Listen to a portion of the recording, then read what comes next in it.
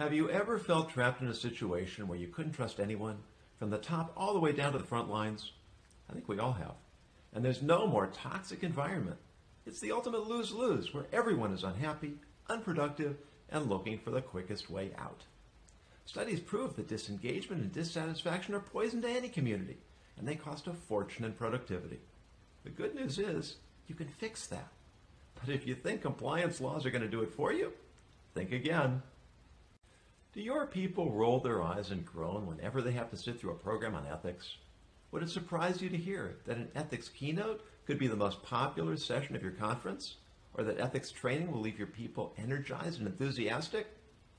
Following the template of King Solomon's Proverbs, I craft verbal pictures that draw us into their narrative, inspire us to cultivate an ethical mindset, and plant within us the seeds of loyalty, passion, and success.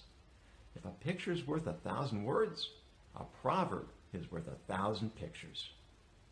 I've circumnavigated the globe, visited the Taj Mahal, seen the pyramids of Giza, and taught high school in Budapest, Hungary. I've hiked to the bottom of the Grand Canyon and the tops of the Sierra Nevada. I've jumped out of an airplane and undergone open heart surgery, but not at the same time. Most important, I've devoted 40 years of my life to studying the wisdom of the ages.